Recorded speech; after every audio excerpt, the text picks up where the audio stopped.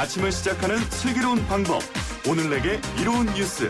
노영희의 출발 새 아침. 슬기로운 인터뷰. 네, 세계 최대 아동 성착취물 웹사이트 웰컴 투 비디오 운영자 손정우 씨에 대한 미국 송환이 불허로 결정이 났는데요. 많은 사람들이 미국으로 보내야 된다 이렇게 생각을 했던 이유가 우리나라는 너무 관대한 처벌을 하더라 이거 아니겠습니까? 손정우 미국 송환 불허 그리고 또 이와 관련해서 디지털 성범죄 관련 처벌 수위 전문가와 함께 진단을 꼭 해야 될 것 같습니다. 최근 대법원 양형위원회에 디지털 성범죄 양형기준 국민의견 보고서를 제출하신 김영미 변호사 연결돼 있습니다. 변호사님 안녕하세요. 네, 안녕하세요. 네, 사실 뭐 변호사님 이쪽에 좀 열심히 하고 계시니까 매번 이런 일이 있을 때마다 모시게 되는데 지난 4월에 우리가 N번방 사건 관련해서도 한번 인터뷰를 했었지 않습니까? 네. 네, 참 우리가 이런 주제를 전화통화를 한다는 게 마음이 안타깝습니다. 자, 그런데요, 어쨌든 손정우 미국 송환 관련으로 한번 얘기를 시작을 해보죠. 세계 최대 아동 성착취물 웹사이트 웰컴 투 비디오. 이 웰컴 투 비디오를 운영한 운영자 손정우 씨가 미국에서 좀 보내달라. 우리는 이 사람을 좀 강하게 처벌해야 되겠다라고 얘기를 하면서 요청했는데 결국에는 어제 불허가를 받았습니다. 네. 우리나라에서는 이미 18개월의 형을 다 살았던 상태였었죠. 그러니까 석방이 된 거죠. 그렇죠. 네. 근데 왜 불허가 됐습니까? 재판부는 보니까 취지는 공감을 하더라고요. 네. 국경을 넘어서서 이루어진 성범죄를 엄중하게 처벌할 필요성은 있고 또 아동 성착취 범죄나 국제적 자금 세탁을 척결할 필요성은 있는데 그렇지만 손실을 인도하지 않는 것이 오히려 우리나라에게 아동 청소년 음란물을 제작하고 억제하는 데 이익이 된다라는 내용이었는데요. 근데 결론은 우리나라에서 처벌하겠다는 그런 취지로 그렇죠. 결정이 났습니다. 그러니까 어제 같은 경우에는 사실 뭐 우리나라에서 이런 뭐 범죄 수익 은닉 관련된 기소가 이루어지지 않은 것 또 내지는 좀 강력한 처벌을 받을 수 있는 것으로 이 사람에 대해서 뭔가 형사적인 문제가 발생하지 않은 것 이런 것들이 좀 문제니까 여기서 좀 더 철저히 수사해야 되는 거 아니냐 이런 입장이었던 것 같아요. 네. 자, 그런데 이제 그렇지만 한국에서는 디지털 성범죄는 심각성이 너무 크니까 오히려 미국으로 보내가지고 혼쭐을 내야 된다 이런 얘기 났단 말이에요. 이게 바로 우리하고 이 체계가 달라서 즉 징역을 선고하는 체계가 달라서 너무 손방망이 처벌 받으니까 미국 가서라도 좀 세게 받아라 이런 뜻이었을까요? 우리나라 사람들은 아무래도 기존에 디지털 성범죄와 관련해서 재판부의 양형이 너무 낮았잖아요. 그렇죠. 네, 지금 손 씨의 경우에도 1년 6월 받았는데 너무 말도 안 된다는 거예요. 그러니까 지금 우리나라에서는 중복해서 처벌하기 어렵고 네. 또 지금 수사하고 있는 자금 세탁 관련 부분도 도대체 형이 얼마나 나올 건지 좀 재판부가 아무리 엄중하게 처벌한다고 하더라도 기존에 했던 양형에 비해서 유출을 해보면 되게 낮아질 것 같잖아요. 그러니까 그렇죠. 미국에 가서 미국의 형사처벌은 계속 더하는 그 죄가 있을 때마다 계속 누적하는 그런 형사체계이기 때문에 엄벌을 받아가지고 이런 디지털 성범죄를 범한 가해자들은 이렇게 될 수가 있구나라고 이제 어떻게 보면 본보기를 보여주는 게 좋겠다라는 이제 국민들이 생각이었죠. 그러니까 사실은 이 손정우 씨는 1심에서는요, 게다가 집행유예가 선고됐었어요. 그러다가 2심에서야 이제 징역을 선고받고, 형을 다 마친 상황인데요. 이게 기본적으로 이 사람에 대해서 이렇게까지 형이 좀 우리가 보기에 납득하기 어려울 정도로 낮은 그런 이유는 정확히 뭡니까?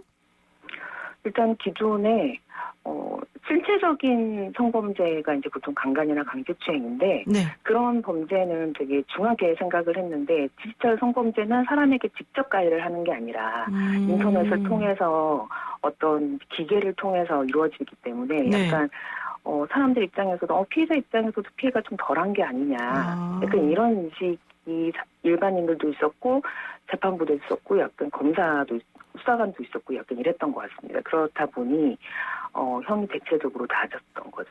그러니까 신체적으로 누굴 막 때리거나 다치게 하거나 이런 것들에 대해서는 직접적인 거니까 우리가 딱 좀 세게 혼을 내줘야지라고 하지만 네. 이게 뭐 영화를 본다던가 예를 들면 뭐 어떤 필름을 본다던가 어떤 사진을 찍는다던가 이런 것들이 미치는 폐해가 얼마나 클지를 잘 이해를 못하고 못하는 거죠. 예, 이건 직접적으로 그 사람을 공격하는 게 아니니까 뭐 이 정도는 좀 봐줘야지 뭐 이게 원래 기본적인 법조계의 인식이었다 이런 거군요. 네, 그렇습니다. 자, 그래요. 그러면 어쨌든 간에 이제 그러다 보니까는 우리나라에서는 손방망이 처벌을 받았습니다. 변호사님 개인적으로 보시기에는 네. 이번에 이렇게 불허를 결정이 난 거는 어떻다고 보십니까? 사실 그 전에 이 사건, 이런 손 씨가 송환이 될지 여부에 대해서 기존에 한번 생각을 해보고 인터뷰도 하고 좀 법조인이니까 한번 생각을 해봤는데 네. 사실은 저도 국민들처럼 이 손 씨를 미국으로 보내서 좀 엄중하게 처벌을 해서 디지털 성범죄가 그런다고 완전 근절되지는 않겠지만 가해자들에게 경각심을 심어주는 그런 계기가 됐으면 좋겠다라는 그런 생각도 했었습니다. 네. 그런데 이미 우리나라에서 상당 부분 형은 되게 낮았지만 처벌이 이루어졌고 또 우리나라의 그 손 씨 아버지가 자금 세탁 부분에 대해서 고소를 했었잖아요. 네, 네. 고소를 했으면 우리나라에서는 수사를 해야 되고 수사 결과 죄가 되면 처벌을 해야 되는데 수사권을 우리나라에서 그 부분을 일단은 보내버리면. 우선 놔두고 미국에 보내버린다고 하면 우리나라의 형벌권을 미국에 양도하는 게 아닌가 그렇죠. 약간 이런 생각도 들더라고요. 그래서 안 될 수도 있겠다. 네, 법적으로 엄중하게 따지면 약간 그런 생각도 들었어요. 그러니까 이제 법조인의 관점에서 보자면 뭐 정말 미국으로 보내가지고 우리보다 형벌 세게 준다니까 좀 한번 세게 혼을 좀 냈으면 좋겠다는 생각도 있지만 실제 그렇다 하더라도 이 사람에 대한 처벌을 한국에서 지금 해야 되는 부분이 남아 있으니까 그렇죠. 예, 일단 보내버리고 나면 사실 또 다시 와서 이거 해봐라라고 할 수가 없잖아요. 그렇죠. 이중 처벌이기 때문에 중국에서 처벌을 받을 수가 없습니다. 근데 외국에서 처벌받았다 하더라도 우리나라에서 처벌받는 건 좀 별개 아닙니까?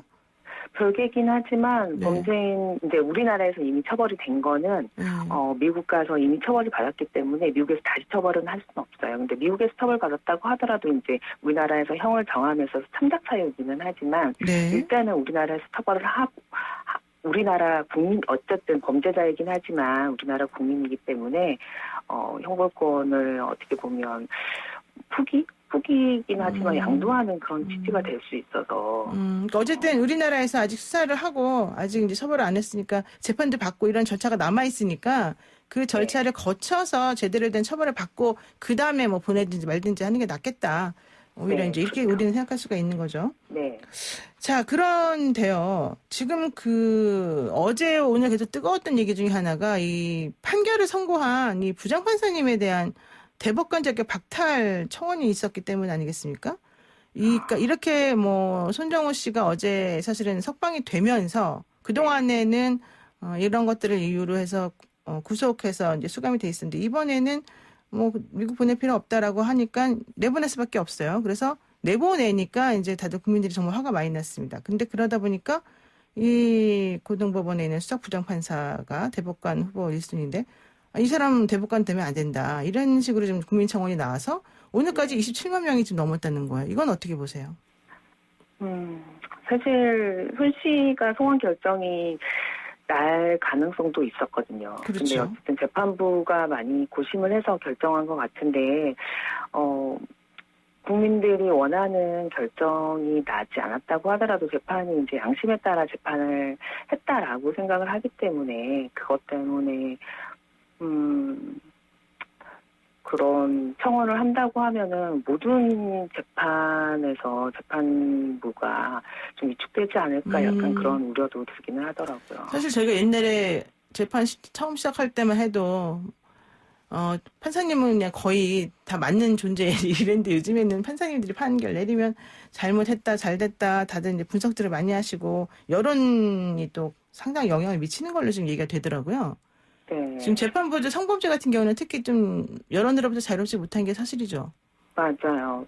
이제 중요한 이슈가 되는 사건들, 꼭 성범죄뿐만 아니라 이제 정치 사건들도 그렇고, 이렇게 이제 여론의 주목을 받게 되면 재판부에서도 지금 법원 판사님들도 서로 안 맞고 싶어 하는 그런 경향이 생길 수 있고, 어쨌든 독립은 일정 정도는 안타깝지만, 결과에 네. 대해서는 안타깝지만 독립운전 보장을 해줘야 되지 않나 싶습니다. 그렇군요.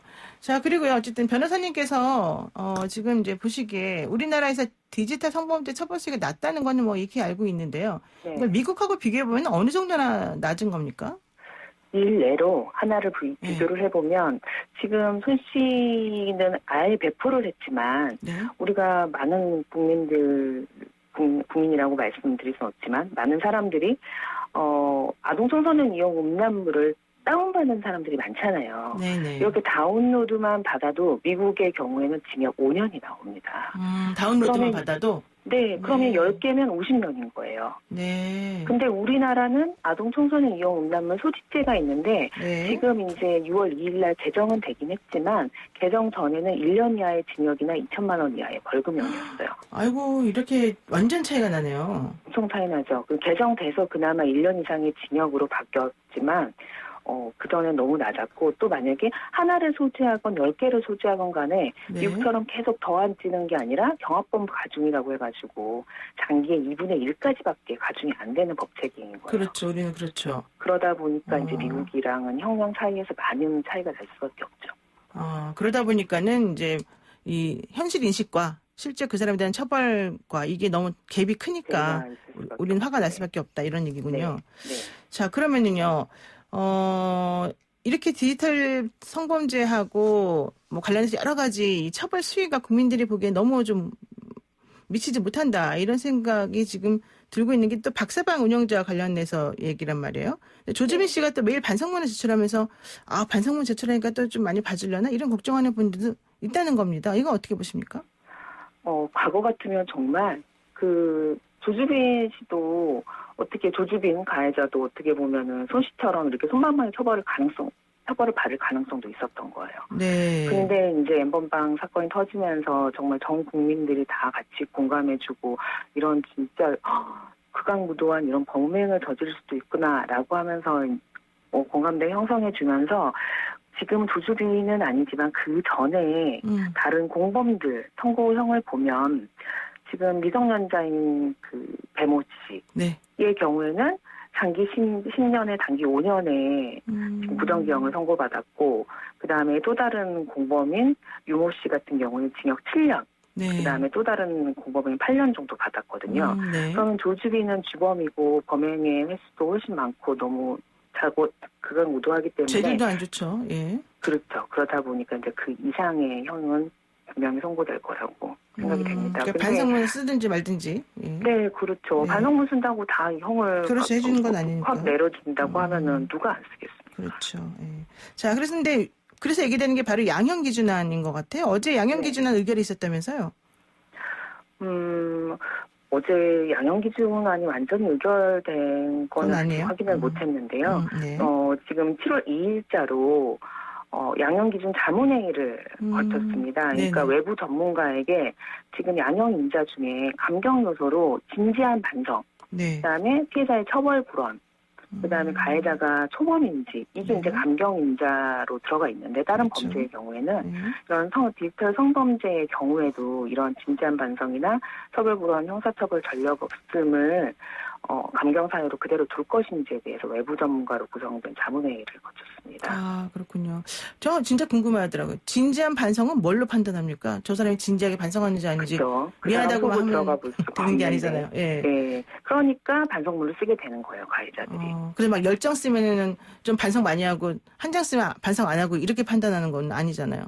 그렇죠. 그러니까 뭐 반성문도 쓰고 이 사람 뭐 탄원서도 쓰고 막 법정 나와서 막 울기도 하고 이러면 반성하고 있구나 이렇게 유추할 수밖에 없는 거죠. 맞아요. 법정에 나와서 우는 거 그게 또 조금 먹히는 경우도 있더라고요.